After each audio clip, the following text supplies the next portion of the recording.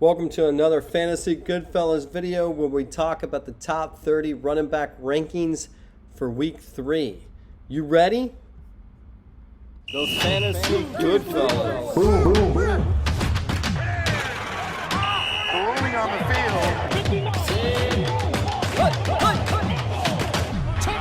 Those Fantasy Goodfellas. All right, I just want to say that we're doing this live, so if we make a couple mistakes, you'll know why. But we're going to go through the rankings, and then we're going to try to point out some stats. That's what I do a lot of, which is pointing out stats to the rankings. That way you have a better understanding of what to expect and how it can help your lineups. All right, let's get started. Coming in at number 1 is Christian McCaffrey. He'll be home versus the New York Giants. Now, last week, Christian McCaffrey was ranked 7th, and he had 116 rushing yards and 1 TD. For the season, he was ranked 2nd. He came in 2nd in week 1 and 7th in week 2. So we expect good things, but it looks like he'll be a top 7 running back for week 3. At number 2, Tony Pollard will be at Arizona. And Tony Pollard last week had a little down week. He was ranked 16, and he had 72 rushing yards, but he had 37 receiving yards. And I think that's what made up his rankings. Otherwise, on the ground, he was a little quiet. At number 3, we have Derrick Henry at Cleveland. Now, there is some speculation that Derrick Henry should be sharing some yards with Taj Spears. And if we look at his weekly rank, you can see Derrick Henry was ranked 15 in week 1, and he was ranked 14 in week 2. So that just kind of shows you that he might be sharing some time with Spears. At number 4, Joe Mixon will be home versus the Los Angeles Rams. Now, that offense is not looking too good, and here you can see he had 59 rushing yards and 36 receiving yards, which for Joe Mixon seems a little weak. Now, we'll go back to our predictions, and in that case here, at number 5, we have Travis Etienne will be home versus the Houston Texans. Now, Travis has had a terrible week 2. You can see it right here. He had only 40 rushing yards and 2 catches. And as a team, this gives you an overall, how did they do? They just did not play too well. You can see Trevor Lawrence had 216 yards. Calvin Ridley only had 32. The highlight of that offense was Christian Kirk with 110 yards, but no TDs. So number 6, we have Josh Jacobs home versus the Pittsburgh Steelers. Now, Josh Jacobs was not in the top 30 in week 2. And if you kind of forget how he's doing overall, let's take a look. In week 1, he was ranked 27th. And in week 2, he was out of the top 30. Kind of gives you an idea of how Josh Jacobs is doing in the 2023 season. At number 7, you got Bijan Robinson at the Detroit Lions. Now, Bijan Robinson has been stellar this season. You can see he had 124 rushing yards in week 2. Look at that though, 6.5 yards per carry, and to go along with 48 receiving yards. The only problem is he didn't get into the end zone, but that shouldn't be a knock on him when he's getting that much usage.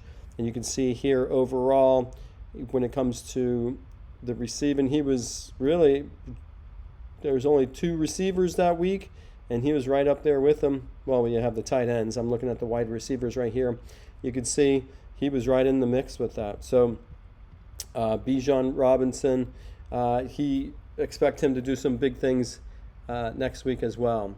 Coming in at number 8, Kenneth Walker III will be home versus the Carolina Panthers. Now, Kenneth Walker, see, I don't remember these things But if I look at the stats, I can tell you that the 2 TDs is what really put him over the edge, right? You get that 12 points in your rankings, and that pushed him all the way up to the top 8. And otherwise, only 43 rushing yards and 11 receiving yards. But it was those touchdowns that got him over. At number 9, we have Raheem Mostert versus the Denver Broncos. Now, he's getting a lot of usage for that team, and he's doing very well with 121 rushing yards and 2 TDs in week 2. And if we want to just see what he did last week, so he had 1 TD, 37 rushing yards in week 1. So you can tell that he's definitely getting into the end zone this season, and we expect him to kind of get into the end zone again this week. At number 10, we have Miles Sanders at the Seattle Seahawks. Now, if I'm not looking at these, I really don't know how he did in week 2. So here's a player that did not do good in week 2, but a lot of rankings have him in the top 10. So let's just look over the stats for the season. And in week 1, he was 24th ranked running back. And then in week 2, he was the 38th ranked running back. But yet here, some of the rankings have him in the top 10. I doubt that all of a sudden now he's going to catch fire. So this is a risky move in my opinion. At number 11, you have Ramondre Stevenson at the New York Jets. Now, I like the Jets' defense. I think they're playing really good right now. And here's a questionable ranking right here. You got Ramon Stevenson. He was ranked 18th last week. Week 1, he was 20. So he's going to be right around there. But look at that. So he has about 93 total yards in week 1. In week 2, he had 60 total yards with a TD. So I think he'll probably be here. So if you look at the rankings, he's probably a little higher than he should be. He should be bottom of this second row here. At number 12, you got Austin Eckler at Minnesota. Now, Austin Eckler, I believe, did not play, and there you go. He did not play in week 2. You would want to check out some other doctors who have YouTube channels, kind of see what type of injury he got and what's going to hold him back. But in week 1, he was the 3rd ranked running back, got a lot of yards, got a lot of usage. And here, I think you just got to do your research, got to do your homework to see what he's going to do this week. Is that injury holding him back or not? At number 13, we have Alexander Madison, home versus the Los Angeles Chargers. And here he was the 53rd ranked running back with stats in week 2. Week 1, I know he did really well. He was the 18th ranked running back, and he had 34 rushing yards, 10 receiving yards with a TD. So again, he doesn't have too much to go off of here. So it's going to be hard to kind of predict where he's going to be. But if you look, it's still questionable. So this ranking's a little stretching it, in my opinion. At number 14, Kyren Williams at Cincinnati. And you can see here he was the 4th ranked running back in week 2. He had 52 rushing yards, 48 receiving yards, and he had touchdowns in both in the air and on the ground. But I like to see what he did overall. So where are these TDs there? You got Matthew Stafford through 1 TD, and that was to Williams. And then that ball's getting spread out a lot. So not sure he's going to get into the end zone again in the air, but we like him. I think he's showing that he can step up and do pretty good. At number 15, we got Brian Robinson Jr. Now, I know he was the top running back in week 2, but he'll be home versus the Buffalo Bills. So if you want to look at what those rankings were, it was 87 rushing yards with 2 TDs and 42 receiving yards. Now, I'm not sure he's going to get those TDs again, but it's boding well. He's got to be in the top 20 just because he was the number 1 ranked running back in week 2. But if we just want to look at that offense before you make a decision, is what's going on here? You got 2 TDs by Sam Howell, 299 yards.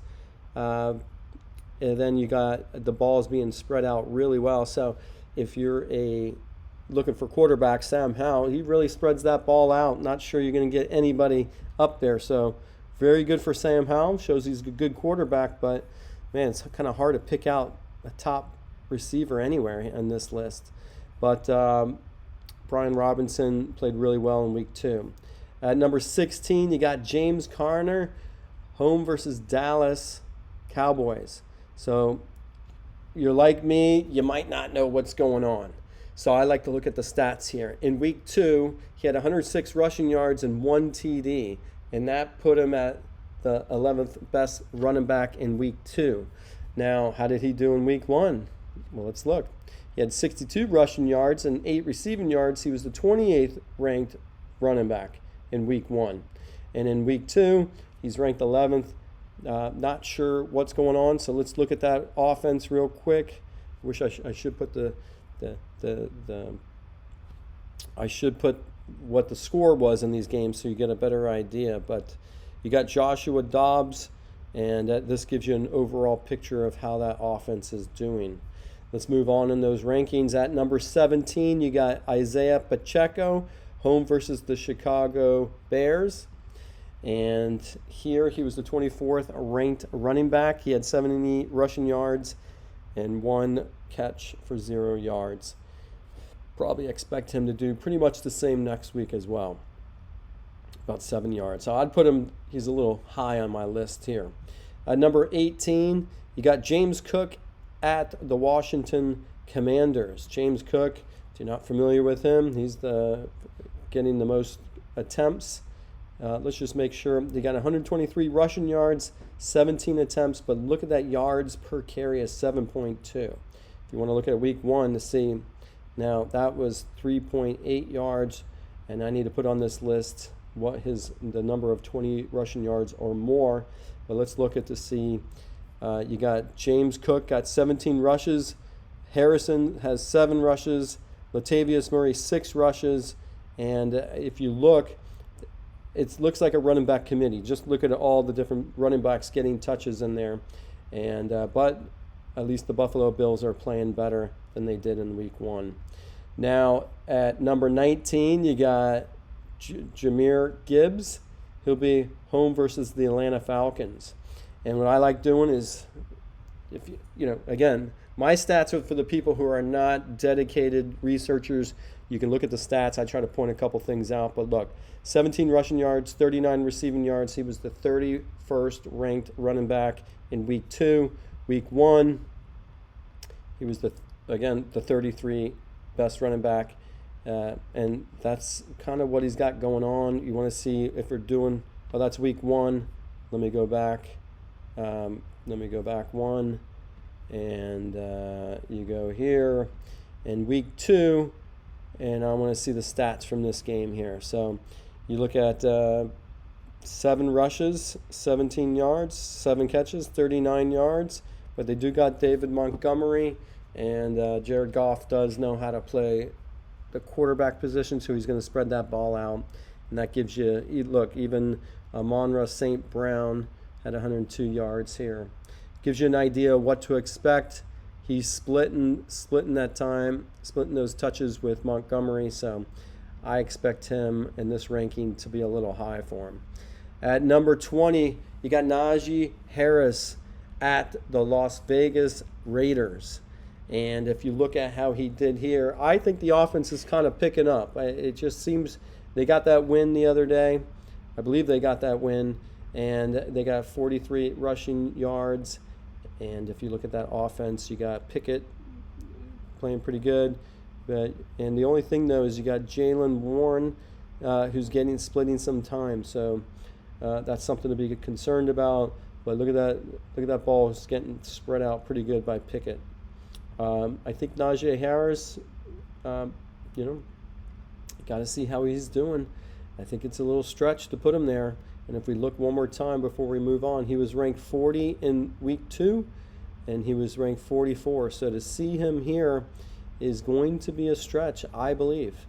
So let's go to number 21, Rashad White will be home versus the Philadelphia Eagles. Now, Rashad White did much better than he did in week 1. If in week 1, it was abysmal. 39 rushing yards, 17 attempts, 10 receiving yards, but that yards per carry was terrible. But in week 2, he stepped it up and gave fantasy owners something to hope. We got 73 rushing yards, 1 TD, 30 receiving yards, and that bode much better for fantasy owners. He was ranked 12. I don't know if he'll get there, but Baker Mayfield seems to be playing really good. He's holding that offense down, and but the ball looks to be spread out a lot. They got a lot going on, a lot of moving parts. Not sure Rashad White will give you that ranking again. At number 22, you got Aaron Jones, home versus the New Orleans Saints. Now, Aaron Jones did not play, and I hope you caught that in the nick of time. We do some videos that talk about who's sitting, who's questionable, who's out, so pay attention to those. So again, I think this is a pretty fair ranking just because he didn't play. He has an injury. Maybe it's take a look at some injuries and what he's got, what type of injury he's got. At number 23, Javonte Williams at Miami. And Javonte just got into the top 30 ranking. He had 44 rushing yards, 14 receiving yards. That's not a lot. It shows that's not a lot to get into the rankings. And then Perrine, he got 1 carry for 4 yards. So let's look at week 1, and he was a lot worse. So he was ranked 35, 52 rushing yards, 50 receiving yards.